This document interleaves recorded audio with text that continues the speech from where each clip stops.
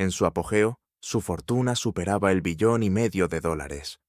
No hablamos de una corporación tecnológica ni de un fondo de inversión de Wall Street.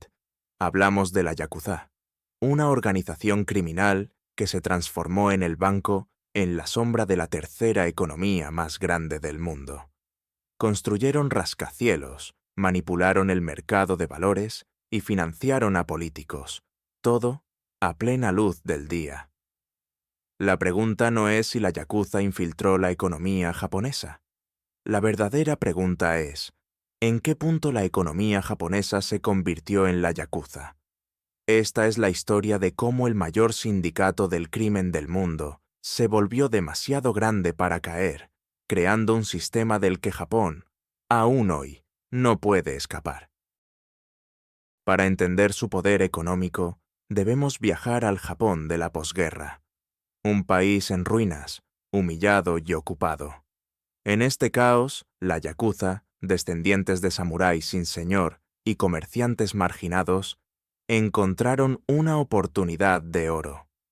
Mientras las autoridades estadounidenses purgaban a los ultranacionalistas, dejaron un vacío de poder en las calles. Los clanes Yakuza se ofrecieron como una fuerza de orden paralela. Rompían huelgas comunistas, controlaban los mercados negros y proporcionaban mano de obra barata para la reconstrucción. El gobierno, desesperado por mantener la estabilidad, miró hacia otro lado. Se forjó un pacto no escrito. La Yakuza mantenía la paz en las calles a cambio de impunidad para sus negocios. Así, el crimen organizado no creció contra el Estado, sino junto a él, sentando las bases de un imperio económico que pronto sacudiría al mundo. Los primeros pilares de este imperio se construyeron con cemento, acero y entretenimiento. La Yakuza se infiltró masivamente en la industria de la construcción, un sector vital para un país que se levantaba de sus cenizas. Controlaban los sindicatos, asignaban contratos y se aseguraban de que ningún proyecto se moviera sin su bendición y su tajada. Al mismo tiempo, extendieron sus tentáculos sobre la floreciente industria del entretenimiento.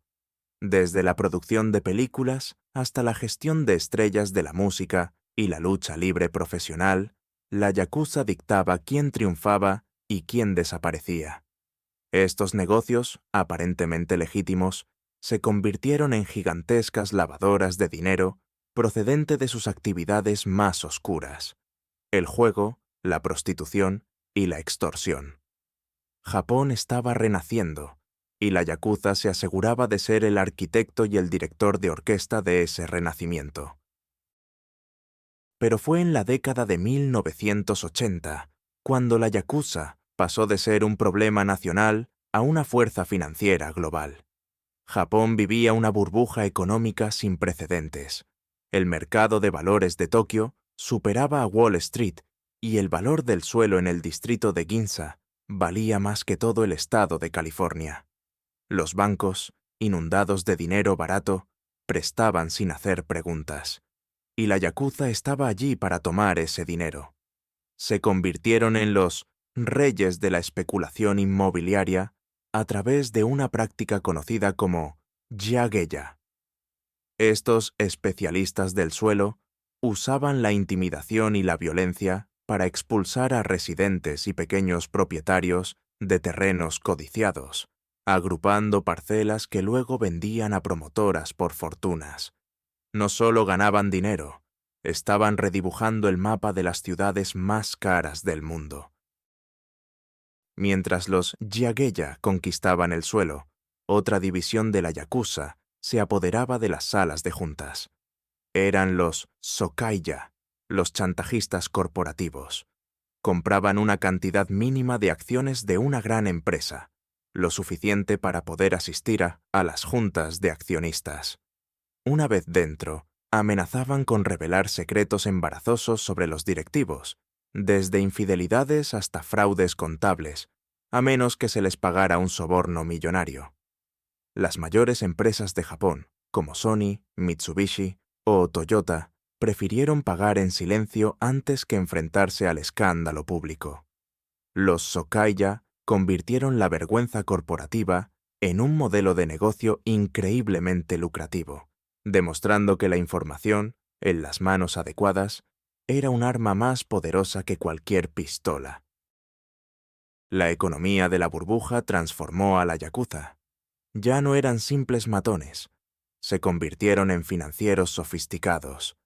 Crearon cientos de empresas fantasma, consultoras de gestión y agencias de crédito que parecían totalmente legítimas. Utilizaron estas fachadas para invertir sus ganancias ilícitas en el mercado de valores, manipulando acciones de pequeña capitalización y realizando operaciones con información privilegiada. Los banqueros de inversión y los corredores de bolsa hacían negocios con ellos, sabiendo perfectamente de dónde venía el dinero. La línea entre el AMPA y las altas finanzas se había vuelto tan borrosa que era prácticamente invisible. La yakuza ya no estaba fuera del sistema, se había convertido en una parte esencial de su maquinaria de crecimiento. El imperio financiero de la yakuza se basaba en dos conceptos japoneses clave: jiri, la obligación, y ninjo, el sentimiento humano. Pero ellos los retorcieron para sus propios fines. Explotaban la cultura japonesa de lealtad y miedo a la deshonra. Un empresario que pedía un préstamo a la yakuza no solo adquiría una deuda financiera, sino una deuda de honor que podía ser reclamada de formas inimaginables. Esta red de obligaciones invisibles les dio un control inmenso. Podían forzar a un ejecutivo a aprobar un mal negocio, a un político a votar una ley favorable, o a un policía a ignorar un crimen. Este capital social, construido sobre el miedo y la tradición, era su activo más valioso, uno que no aparecía en ningún balance contable. A principios de los 90, la burbuja estalló. El mercado de valores de Tokio se desplomó y los precios inmobiliarios cayeron en picado. Japón entró en lo que se conocería como la década perdida. Muchos pensaron que este sería el fin de la yakuza, que su fortuna se evaporaría junto con la del resto del país. Se equivocaron. La crisis no los destruyó, los hizo más fuertes y más peligrosos. Los bancos, ahora con una montaña de préstamos incobrables, necesitaban a alguien que hiciera el trabajo sucio, y nadie cobraba deudas como la yakuza. Se convirtieron en los cobradores no oficiales del sistema financiero japonés, quedándose con una parte sustancial de los activos recuperados. El colapso económico dejó a miles de empresas al borde de la quiebra. La yakuza vio otra oportunidad. Se ofrecieron como prestamistas de último recurso, inyectando dinero en compañías a cambio de participaciones accionariales y puestos en la junta directiva. De esta forma, pasaron de extorsionar empresas desde fuera a controlarlas desde dentro. Infiltraron sectores tan diversos como la gestión de residuos, la tecnología de la información y la sanidad. El dinero del crimen se blanqueaba ahora a través de los salarios de ejecutivos y los dividendos de empresas que cotizaban en bolsa. La yakuza se estaba convirtiendo en un conglomerado corporativo con una división de sicarios. Para gestionar este complejo entramado, la yakuza reclutó a una nueva generación de miembros. Ya no solo buscaban luchadores callejeros, sino también graduados de las mejores universidades, abogados, contables y expertos en finanzas.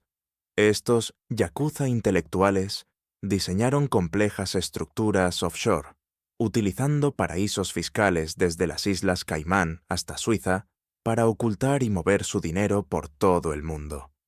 Aprendieron a explotar los mercados de derivados, las criptomonedas y las finanzas online.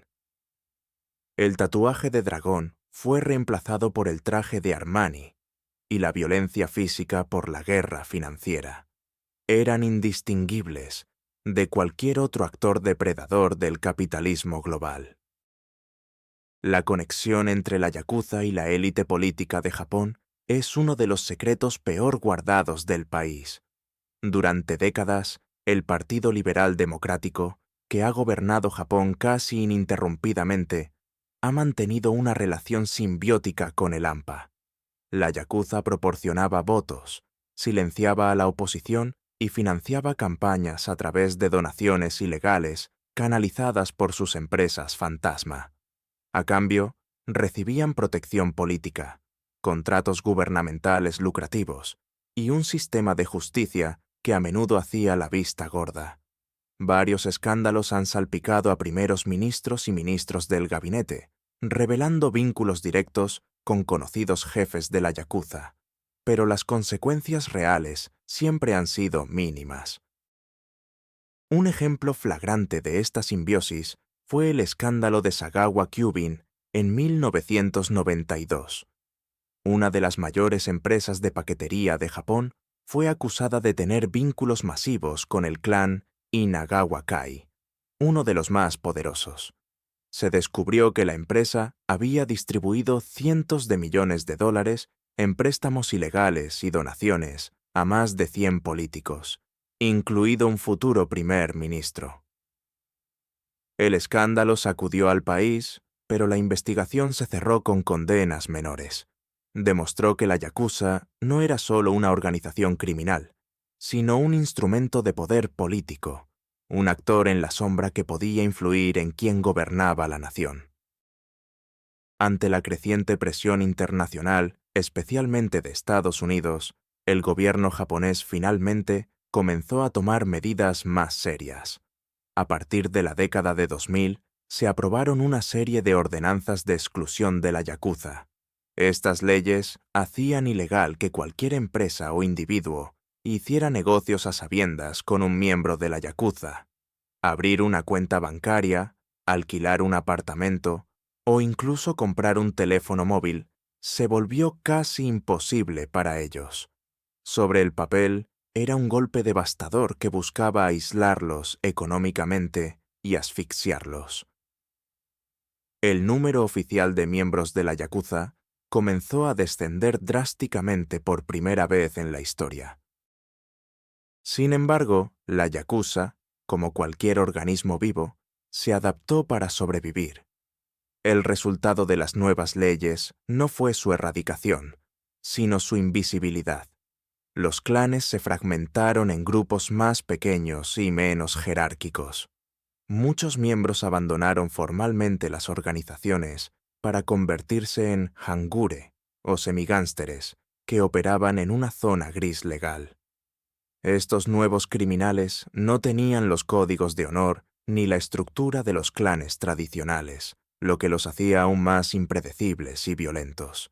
La vieja yakuza, con sus oficinas y sus reglas, fue reemplazada por una red difusa de delincuentes económicos mucho más difícil de rastrear y combatir. La economía moderna de la yakuza es más sutil y globalizada que nunca. Han entrado de lleno en el ciberdelito, realizando estafas de phishing a gran escala y ataques de ransomware. Han invertido en fondos de cobertura y capital privado, utilizando intermediarios limpios para que su dinero se mezcle con el de inversores legítimos. Un caso tristemente célebre fue el del conglomerado Olympus en 2011. Se descubrió que la empresa había ocultado pérdidas de más de 1.700 millones de dólares a través de adquisiciones fraudulentas y que una parte significativa de ese dinero había terminado en manos de la yakuza.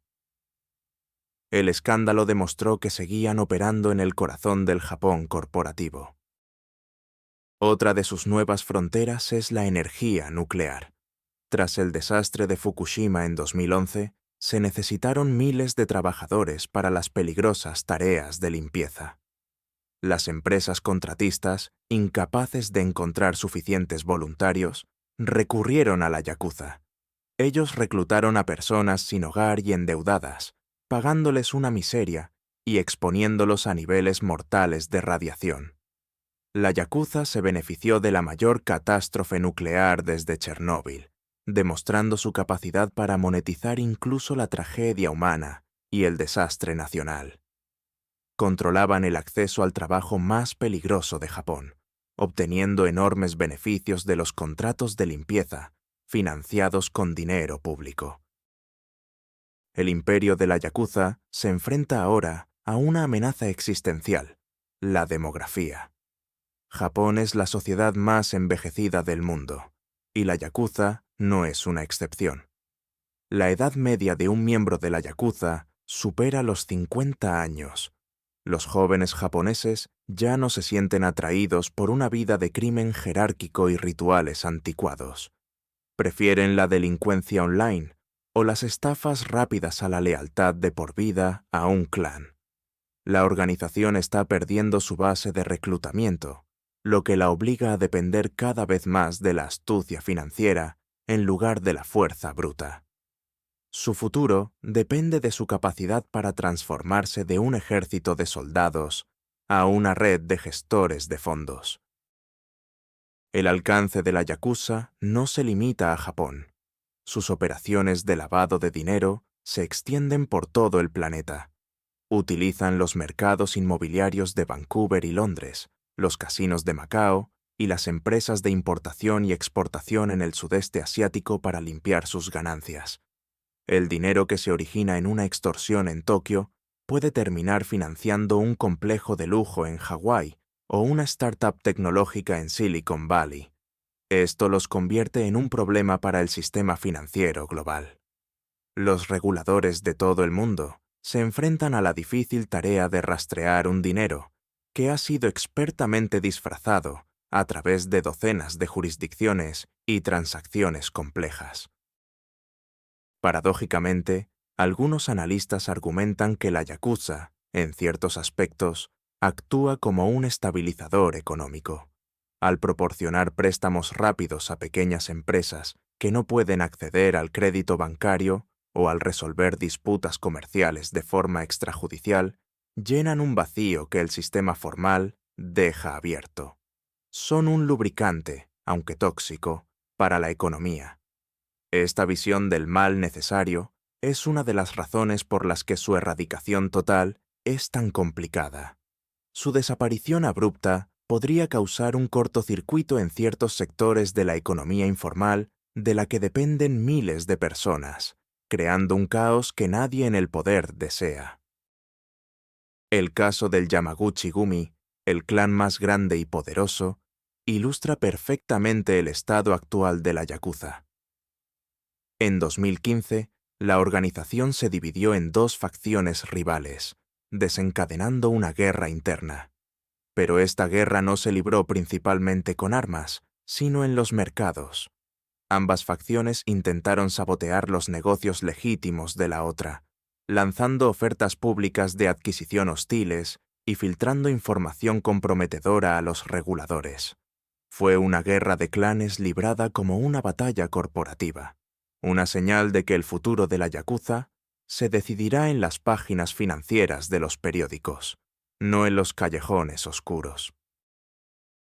La economía oculta de la Yakuza revela una verdad incómoda sobre el capitalismo moderno. La línea que separa el crimen de los negocios es, a menudo, una construcción legal arbitraria. Las técnicas que utilizan, apalancamiento, arbitraje, creación de sociedades fantasma, son las mismas que emplean muchos fondos de cobertura y multinacionales. La principal diferencia es el uso explícito de la violencia como último recurso. La Yakuza es un espejo oscuro que refleja las prácticas más depredadoras del sistema financiero, recordándonos que la búsqueda del beneficio, cuando no tiene límites éticos, puede tomar formas monstruosas.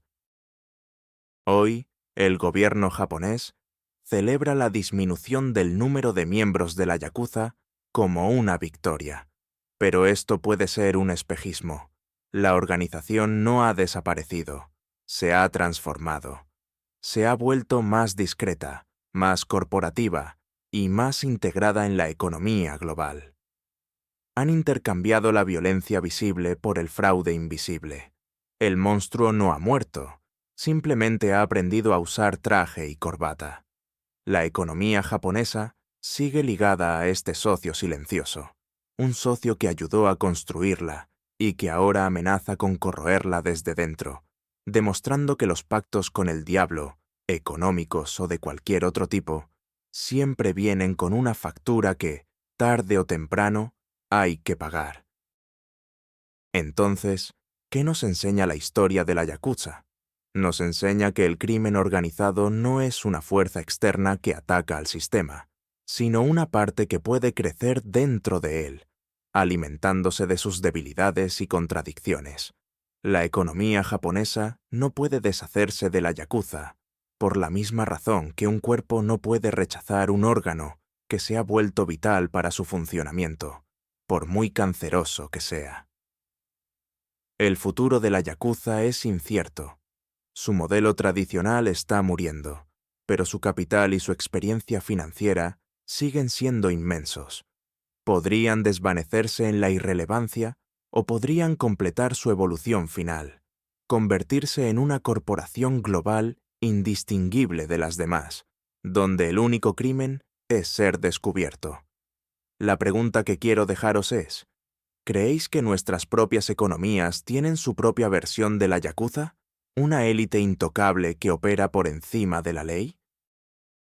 Dejad vuestra opinión en los comentarios.